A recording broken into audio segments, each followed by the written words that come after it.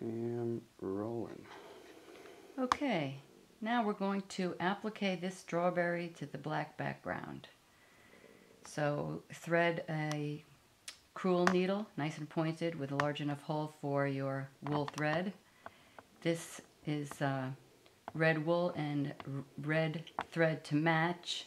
So what I want is for this thread to completely disappear into the red, so it's a matching thread.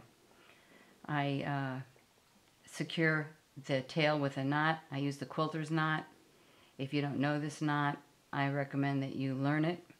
There's a video of this knot on my website, and I'll be happy to show it to you.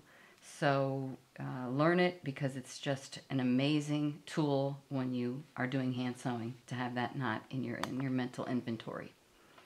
Okay, so we're ready to go. We always come up from the base, up from the black, a little bit inside the red edge, and we're coming up on a slant, so you can see that I'm slanting outwards. Then I flip my needle around and I'm going to pierce the wool a little bit in, holding the knot away from my needle in the back, and my needle is at the same slant as it was when it came out. Parallel, the needle is parallel. I'm using my thumb to guide it. Then when I get to the last little bit, I just draw it a little tiny bit so that it just rests on the edge. If it's not tight enough for me, I will tighten it up on the second stitch. Again, coming up a little bit underneath the red edge, piercing the black, not the red. Draw the needle up on that slant, flip the needle around. Now I can pull this and tighten up that first stitch. Going in at the same slant that I came out, parallel with the needle, and you can refer to your drawing. And the last little bit, I just rest that thread right on the edge. I don't want to pull it tight. You never want to pull it tight, because there is a certain amount of fray in felted wool. Again, up, slanted away from your piece,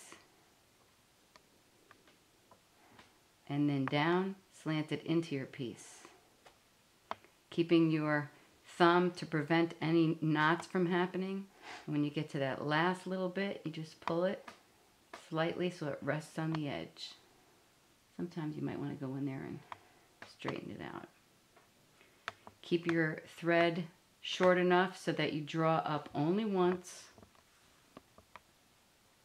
You don't have to pull on it 2 times and then back in. You want to get a rhythm when you're doing hand sewing.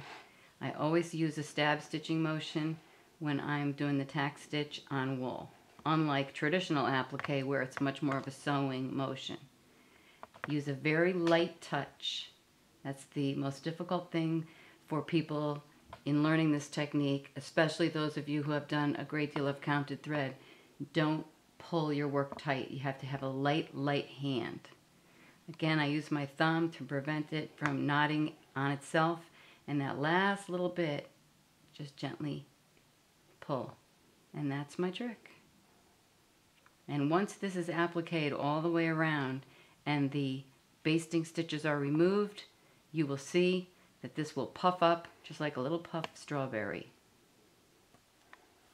1. Same tilt down. 2. Hold it with your thumb to guide it, and then just rest it on the edge.